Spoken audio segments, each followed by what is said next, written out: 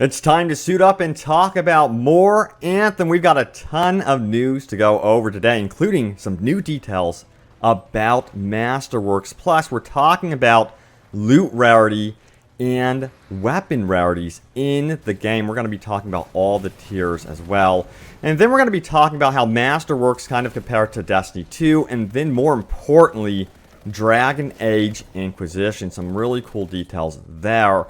And then we've got more details about, loading screens, the map. For example, a lot of you guys are wondering, can you go from one end of the map to the other without experiencing one loading screen? Is that even possible in this game?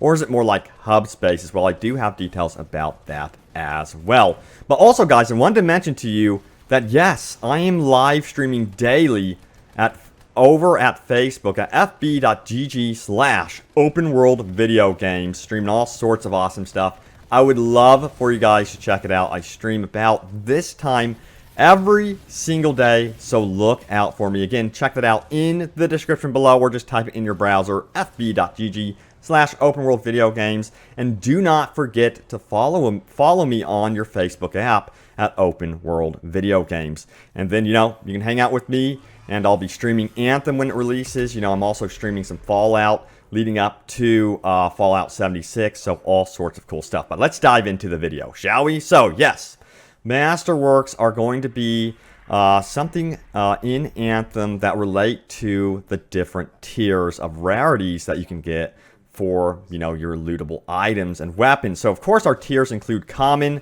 uncommon, rare, epic, legendary, and then finally, Masterworks, which kind of sounds like it could play very well into the in-game scenario for Anthem. Now, there was a really cool explanation of Masterworks tying into BioWare's Dragon Age Inquisition from a fellow BioWare fan and Redditor who says this: Masterworks could be a reference to the crafting mechanic in Dragon Age Inquisition, in which you could slot in masterwork materials into a slot while crafting new weapons and give it a unique bonus as a result. So it's not just a thing that appears in Destiny 2, end quote. And special thanks to Muesli for pointing that out.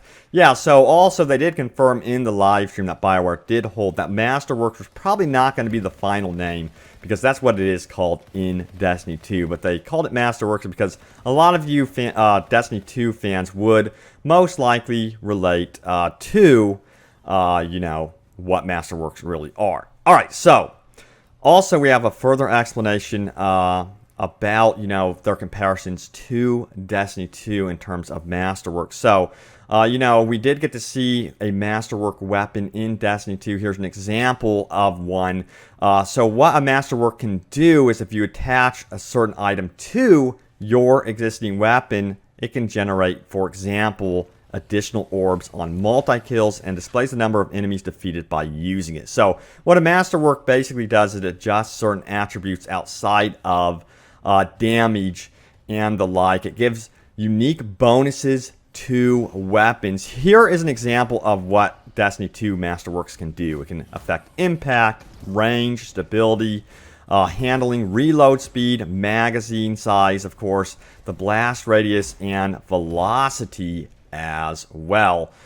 So I imagine that when you get a Masterwork item in Anthem and you attach it to an existing weapon or your suit, you're going to be seeing bonuses outside of just leveling up that weapon or suit. It's going to be something very unique to maybe collecting a certain amount of loot, upping that percentage, for example, of, discovering very rare items. That sort of thing is something that I would expect from Masterworks. So very unique stuff, and I imagine that they're going to be very sought after items and make your Javelin very, very unique next to your friends.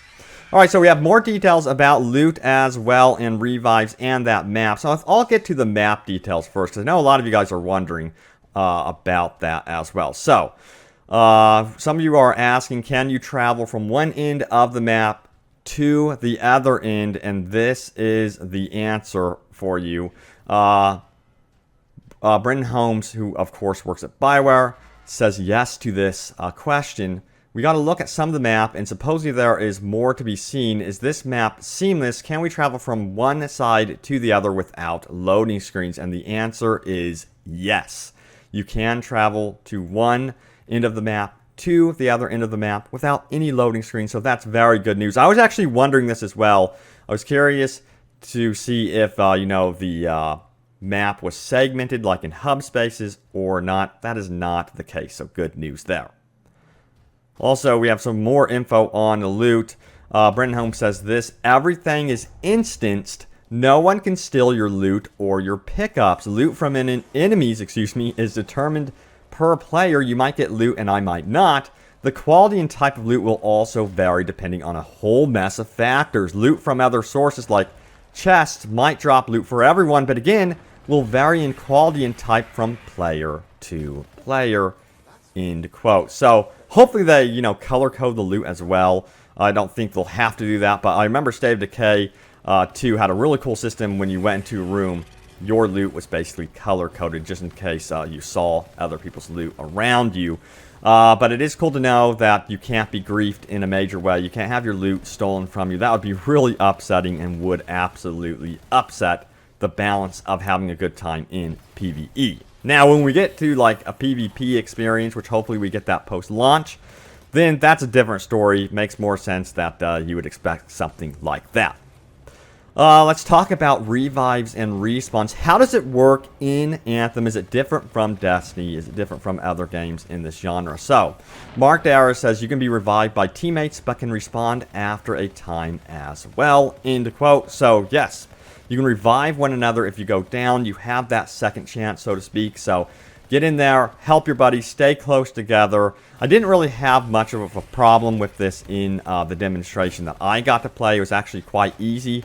But I think that was just to demonstrate the powers. And, they did speak to the difficulty as well in the demonstration that we did see. A lot of you guys were like, this looks way too easy. It looks like there's no difficulty. And they said that there's going to be multiple difficulties, and it was just an E3 presentation. So just keep that in mind.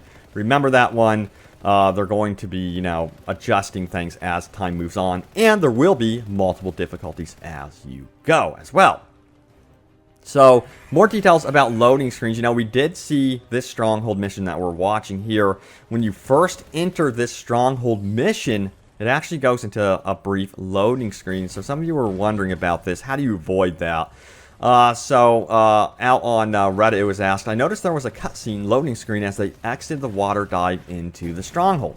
I presume these areas are instanced, and the answer is yes. Though this was a bit of a back door. Normally you just launch into the stronghold directly through the mission selection screen. So you have the option of skipping the whole open world exploration and diving straight into a stronghold if that is your thing. Destiny already has that option.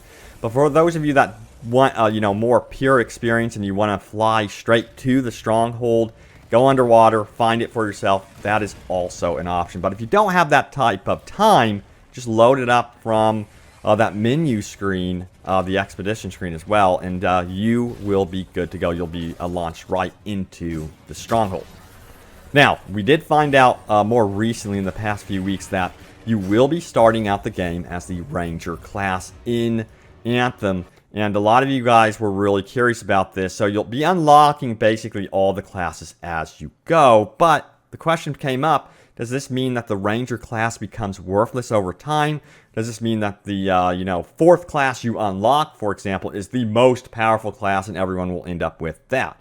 So very good question. And Mark Dara says the Ranger will remain viable. And I guess that is indicating that the Ranger will be viable throughout the entire experience, which makes a lot of sense. So don't expect to throw away your Ranger just because that is the starting class. Some of you may just stick with the Ranger and then build up the other javelins as you go. Now, for those of you that played multiplayer in Mass Effect Andromeda and Dragon Age Inquisition, I don't believe those servers were considered dedicated servers. So there was some really interesting questions about cheating, but through this question we found out that yes, we will be on dedicated servers for Anthem. This was a reply about, hey, what will you guys be doing about cheating in Anthem? And Fernando says, maybe a better question for Mark Dara, as I'm not on Anthem game, but with it being on dedicated servers, this should be both harder for players to do and also easier for us to address, and Mark did say correct. So cheating will be easier to address simply because you're going to be on dedicated servers. That's awesome news. So that's something I'm looking forward to. Of course, I think since it's such a big open world, it has to be on those dedicated servers. But guys, thank you so much for watching. Stay tuned here for more Anthem news and gameplay and coverage. I'm constantly updating you guys about it. And remember, I'm live streaming every single day to my Facebook page. Be sure to check out the link in the description below to follow me for daily live streams. I would love to have you guys out there and talk with you all. Guys, thanks for watching. Stay tuned for more, and I will see you guys next time.